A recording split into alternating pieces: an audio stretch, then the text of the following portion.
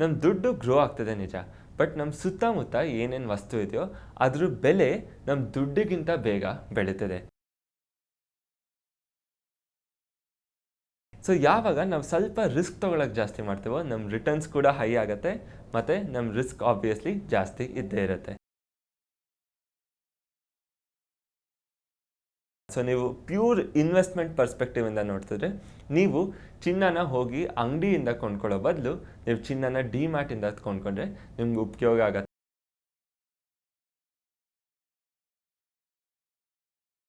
So risk free investment ಮಾಡ್ಬೋದಾ real estate? The answer is no.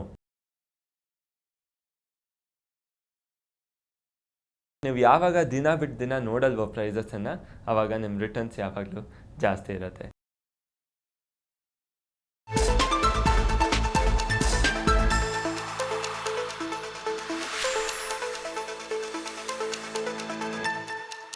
ಎಲ್ರಿಗೂ ನಮಸ್ಕಾರ. ನನ್ನ ಹೆಸರು ಸಾಕೇತ್ ಅಂತ. ನಾನು ಸ್ಟಾಕ್ ಮಾರ್ಕೆಟಲ್ಲಿ ಒಬ್ಬ ಫುಲ್ ಟೈಮ್ ಟ್ರೇಡರ್. ನಾನು ಹಾಗೂ CEO ಆಫ್ ಕ್ವಿಕ್ ಆಲ್ಫಾ ಅಂತ ನಮ್ಮ ಫರ್ಮ್ ಹೆಸರು.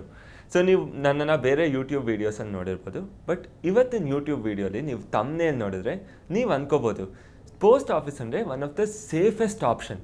ಸೊ ಪೋಸ್ಟ್ ಆಫೀಸಲ್ಲಿ ಹಾಕಿ ದುಡ್ಡು ಹೆಂಗೆ ಕಳ್ಕೊಳ್ಳೋಕ್ಕೆ ಸಾಧ್ಯ? ಸೊ ಅದನ್ನೇ ನಾನು ಇವಾಗ ನಿಮಗೆ ಈ ವಿಡಿಯೋಲಿ ಎಕ್ಸ್ಪ್ಲೇನ್ ಮಾಡೋಕ್ಕೆ ಬಂದಿರೋದು. ಸೊ ನಾವಿವಾಗ ಈ ಎಂಟೈರ್ ಇನ್ವೆಸ್ಟಿಂಗ್ ಅನ್ನೋ ಕಾನ್ಸೆಪ್ಟನ್ನು ಬೇರೆ ಬೇರೆ ವೀಡಿಯೋಸ್ ಮಾಡಿ ಒಂದು ಸೀರೀಸ್ ಆಗಿ ನಿಮ್ಮ ಮುಂದೆ ಪ್ರೆಸೆಂಟ್ ಮಾಡ್ತೀವಿ.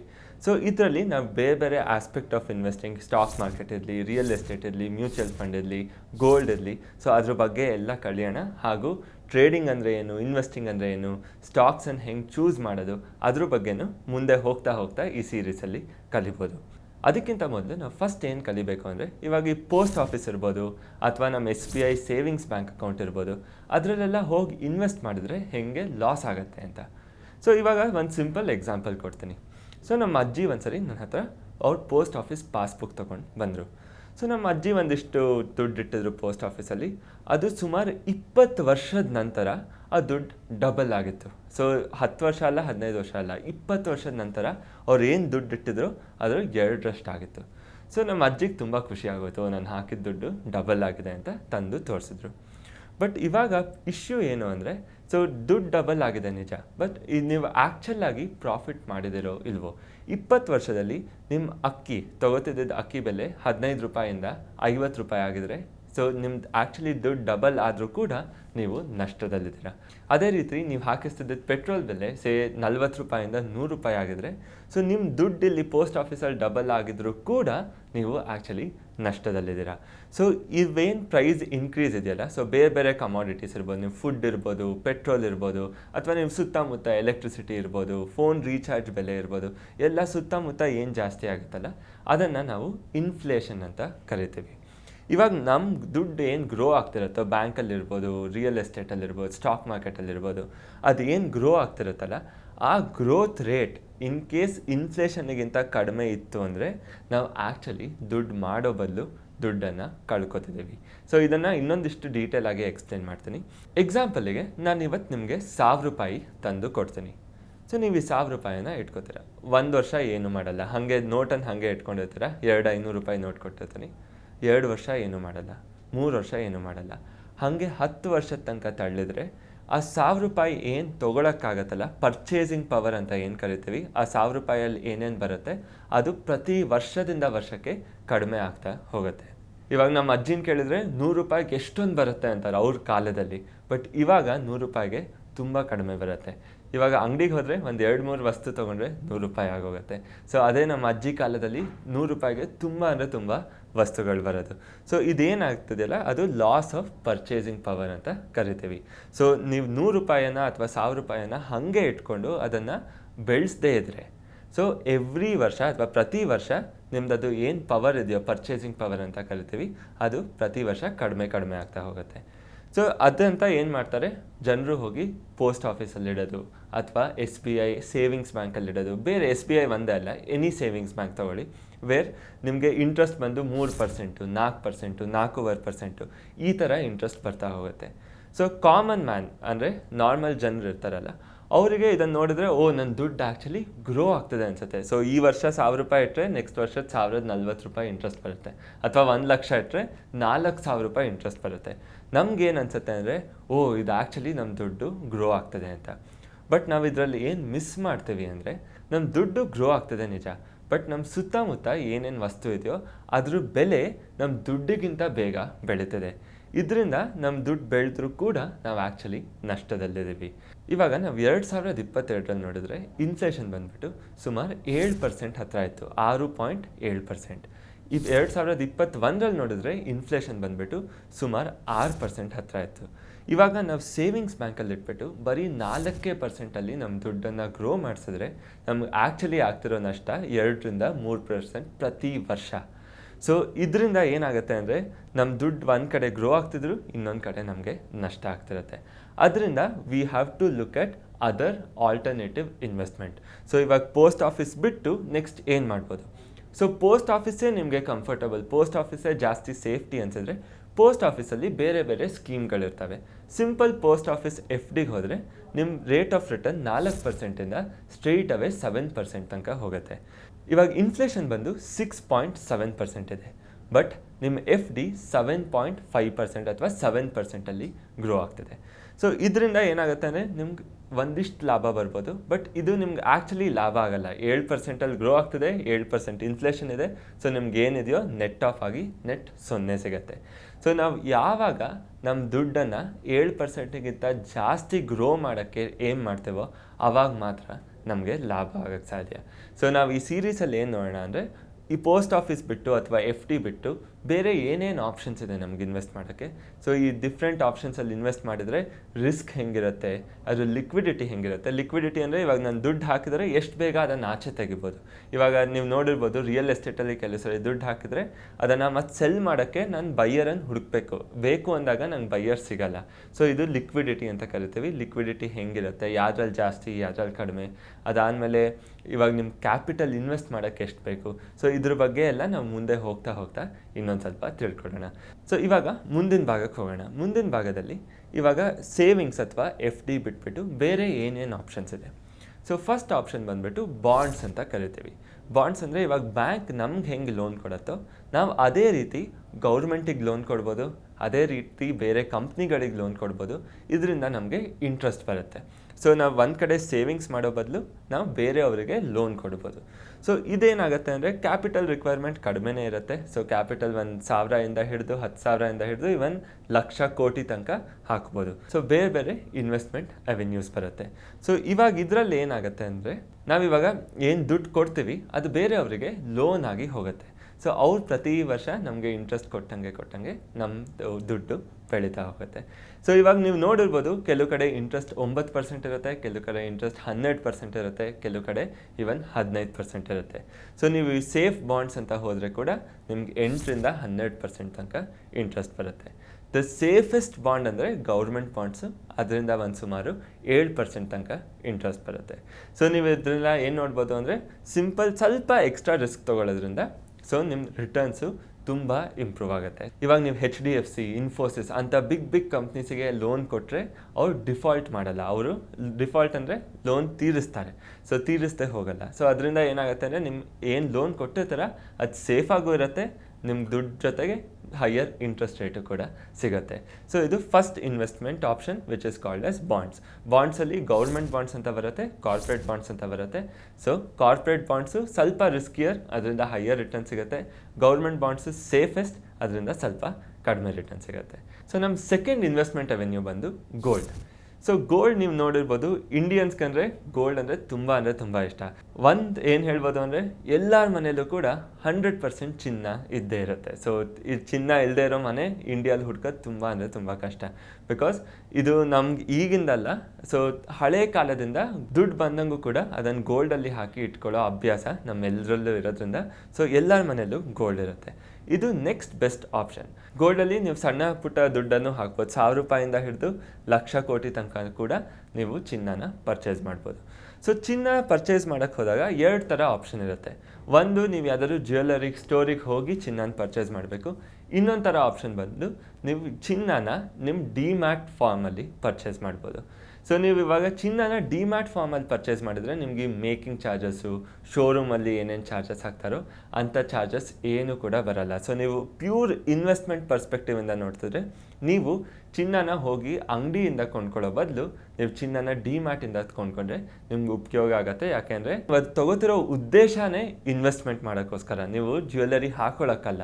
ಸೊ ಅದರಿಂದ ನಿಮಗೆ ಮೇಕಿಂಗ್ ಚಾರ್ಜಸ್ ಎಲ್ಲ ಅವಾಯ್ಡ್ ಮಾಡಿದ್ರೆ ನಿಮ್ಗೆ ಈಸಿಲಿ 1-2% ರಿಟರ್ನ್ ಎಕ್ಸ್ಟ್ರಾ ಬರುತ್ತೆ ನೀವು ಹೋಗಿ ಡಿಮ್ಯಾಟಿಂದ ಚಿನ್ನನ ಪರ್ಚೇಸ್ ಮಾಡಿದರೆ.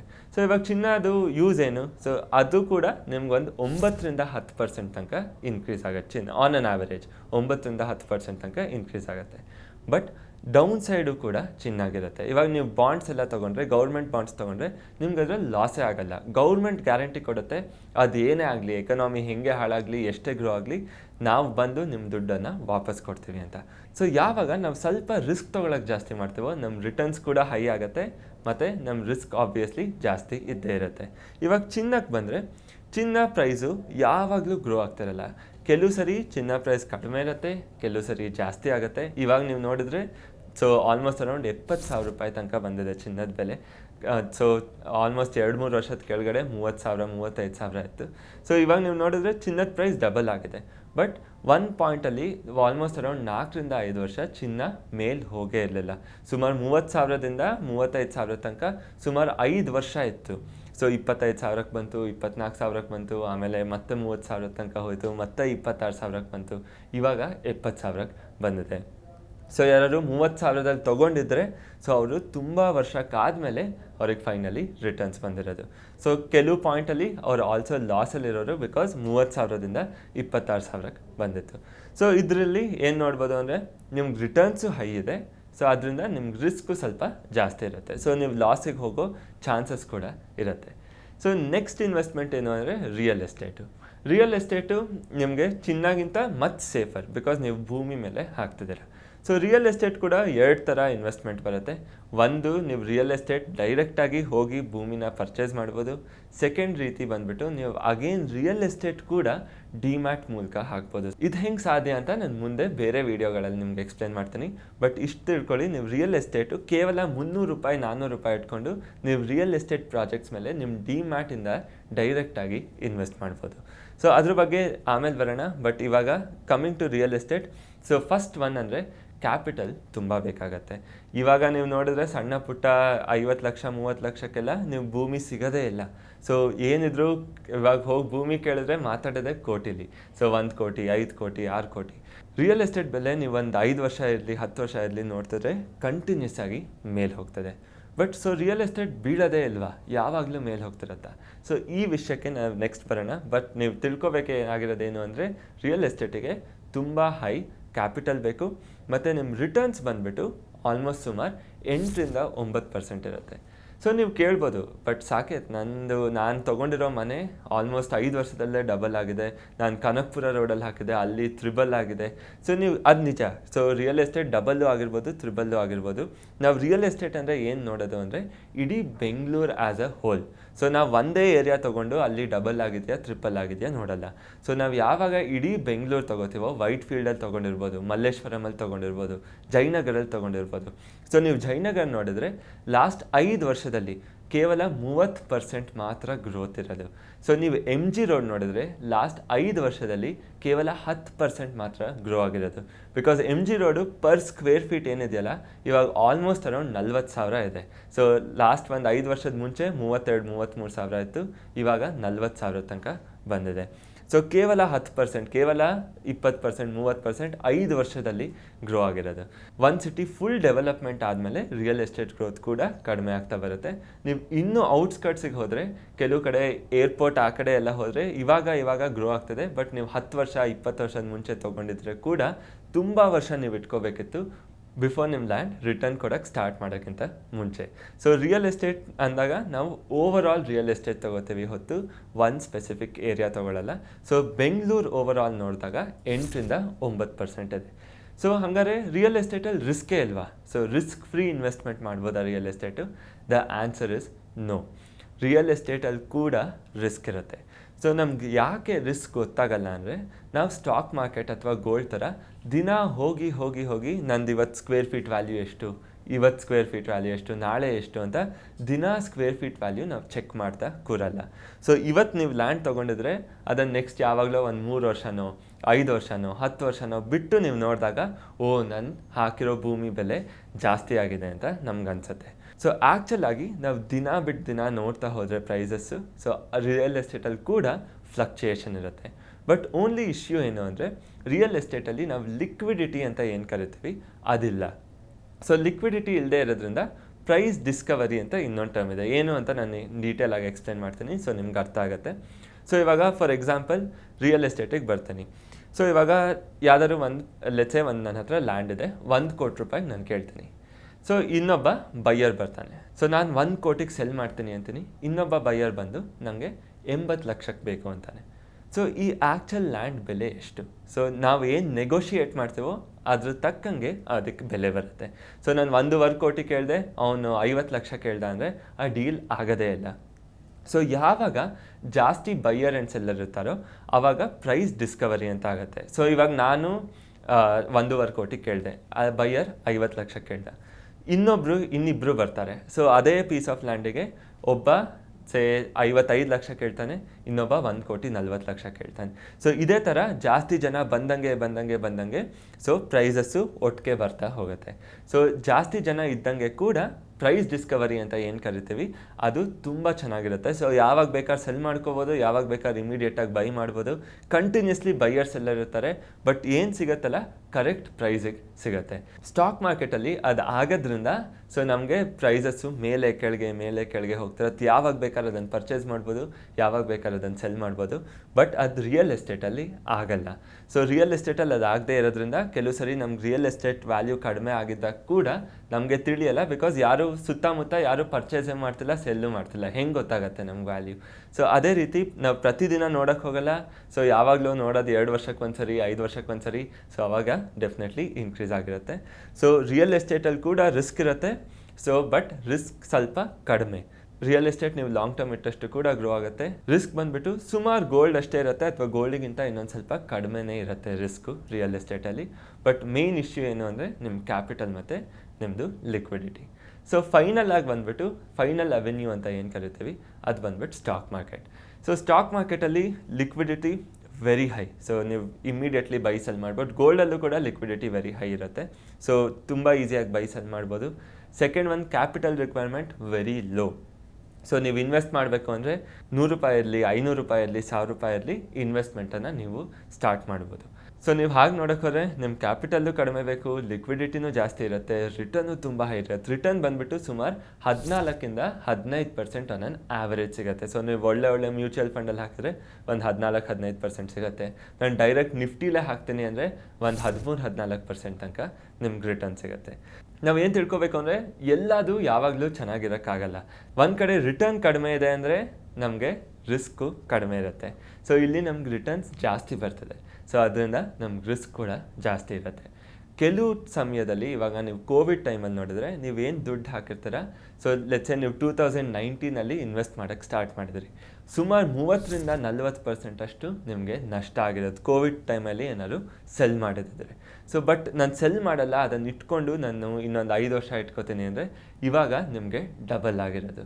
ಸೊ ನೀವು ಸೇಮ್ ರಿಯಲ್ ಎಸ್ಟೇಟ್ ಲಾಜಿಕ್ಕನ್ನು ನೀವು ಸ್ಟಾಕ್ ಮಾರ್ಕೆಟಿಗೆ ಅಪ್ಲೈ ಮಾಡಿದ್ರೆ ನಾನು ದಿನ ಬಿಟ್ಟು ದಿನ ಪ್ರೈಸ್ ನೋಡೋಕ್ಕೆ ಹೋಗಲ್ಲ, ನಾನು ನೋಡೋದೇ 5 ವರ್ಷಕ್ಕೆ ಒಂದ್ಸರಿ ನಿಮಗೆ ಸ್ಟಾಕ್ ಮಾರ್ಕೆಟಲ್ಲಿ ಹೈಯೆಸ್ಟ್ ರಿಟರ್ನ್ ಬರುತ್ತೆ. ಸೊ ರಿಸ್ಕ್ ಖಂಡಿತ ಇರುತ್ತೆ, ಬಟ್ ನೀವು ಯಾವಾಗ ದಿನ ಬಿಟ್ಟು ದಿನ ನೋಡಲ್ವೋ ಪ್ರೈಸಸನ್ನು ಆವಾಗ ನಿಮ್ಮ ರಿಟರ್ನ್ಸ್ ಯಾವಾಗಲೂ ಜಾಸ್ತಿ ಇರುತ್ತೆ. ಸೊ ಇದು ಡಿಫ್ರೆಂಟ್ ಅವೆನ್ಯೂಸ್ ಅಂತ ಏನು ಕರಿತೀವಿ. ಸೊ ಬ್ರಾಡ್ಲಿ ನಾವು 4 ಅವೆನ್ಯೂನ ಡಿಸ್ಕಸ್ ಮಾಡಿದ್ದೀವಿ. ಫಸ್ಟ್ ಒಂದು ಬಂದುಬಿಟ್ಟು ಬಾಂಡ್ಸು, ಸೆಕೆಂಡ್ ಒಂದು ಬಂದುಬಿಟ್ಟು ಗೋಲ್ಡು, ಥರ್ಡ್ ಒಂದು ಬಂದು ರಿಯಲ್ ಎಸ್ಟೇಟು, ಫೋರ್ತ್ ಒಂದು ಬಂದು ಸ್ಟಾಕ್ ಮಾರ್ಕೆಟು. ಸೊ ನಾವು ಇದರಲ್ಲಿ ಏನು ತಿಳ್ಕೊಬೇಕು ಅಂದರೆ ಯಾವಾಗ ನಮ್ಮ ರಿಟರ್ನ್ಸ್ ಜಾಸ್ತಿ ಆಗುತ್ತೋ ನಮ್ಮ ರಿಸ್ಕ್ ಕೂಡ ಜಾಸ್ತಿ ಆಗುತ್ತೆ. ಬಟ್ ನಾವು ಯಾವಾಗ ಲಾಂಗ್ ಟರ್ಮ್ ಅಂತ ಥಿಂಕ್ ಮಾಡಿ ದಿನ ಬಿಟ್ಟು ದಿನ ಪ್ರೈಸಸ್ ನೋಡಲ್ವೋ ಅಷ್ಟು ಪ್ರೈಸಸ್ ಕೂಡ ಜಾಸ್ತಿ ಆಗಿರುತ್ತೆ. ಇವಾಗ ನೀವು ನೋಡಿದ್ರೆ ಗೋಲ್ಡು ಕೂಡ ಇನ್ಕ್ರೀಸ್ ಆಗಿದೆ, ಸ್ಟಾಕ್ ಮಾರ್ಕೆಟ್ ಕೂಡ ಇನ್ಕ್ರೀಸ್ ಆಗಿದೆ, ರಿಯಲ್ ಎಸ್ಟೇಟ್ ಕೂಡ ಇನ್ಕ್ರೀಸ್ ಆಗಿದೆ. ಸೊ ನೀವು ಎನಿ ಅಸೆಟ್ ಅಂತ ಏನು ತಗೋತಿರೋ ಅಷ್ಟು ಪ್ರೈಸ್ ಕೂಡ ಜಾಸ್ತಿ ಆಗುತ್ತೆ. ನೀವು ದಿನ ಬಿಟ್ಟು ದಿನ ಯಾವಾಗ ನೋಡಲ್ವೋ ಆವಾಗ ನಿಮ್ಗೆ ಭಯ ಕೂಡ ಆಗಲ್ಲ. ಸೊ ನೀವು ಹೈಯರ್ ರಿಟರ್ನ್ಸ್ ಬಂದಂಗೂ ರಿಸ್ಕ್ ಜಾಸ್ತಿ ಇರುತ್ತೆ. ಸೊ ಕೆಲವು ಸರಿ ನೀವು ಕಂಟಿನ್ಯೂಸ್ ಆಗಿ ಫಾಲೋ ಮಾಡ್ತಿದ್ರೆ ಸಡನ್ನಾಗಿ ಬಿದ್ದಾಗ ನಮ್ಗೆ ಭಯ ಆಗ್ಬೋದು. ಬಟ್ ನಾವು ಯಾವಾಗ ಟೈಮ್ ಕೊಟ್ಬಿಟ್ಟು ಹಿಡ್ಕೋತೇವೋ ಆವಾಗ ಸ್ಲೋ ಆ್ಯಂಡ್ ಸ್ಟಡಿಯಾಗಿ ಗ್ರೋ ಆಗ್ತಾ ಹೋಗುತ್ತೆ. ಸೊ ಇದು ನಮ್ಮ ಫಸ್ಟ್ ವಿಡಿಯೋ ಇನ್ವೆಸ್ಟಿಂಗ್ ಅಂತ. ಸೊ ನೀವು ನೆಕ್ಸ್ಟು ಏನು ಮಾಡಬೇಕು ಅಂದರೆ, ನೀವು ನೆಕ್ಸ್ಟ್ ಫರ್ದರ್ ಇನ್ವೆಸ್ಟ್ಮೆಂಟ್ ಏನು ಮಾಡ್ತೀರೋ ಸೊ ಅದನ್ನು ಪೋಸ್ಟ್ ಆಫೀಸ್ ಬಿಟ್ಟು ನಾನು ಬೇರೆ ಎಲ್ಲರೂ ಮಾಡ್ಬೋದಾ, ನಾನು ರಿಟರ್ನ್ಸನ್ನು ಜಾಸ್ತಿ ಮಾಡ್ಕೋಬೋದಾ ಅಂತ ಯೋಚಕ್ಕೆ ಸ್ಟಾರ್ಟ್ ಮಾಡಿ. ಸೊ ಇದು ಫಸ್ಟ್ ವಿಡಿಯೋ, ಹೆಂಗೆ ಪೋಸ್ಟ್ ಆಫೀಸಲ್ಲಿಟ್ಟು ನಾವು ಆ್ಯಕ್ಚುಲಿ ನಷ್ಟ ಮಾಡ್ಕೋತಿದ್ದೀವಿ ಅಂತ.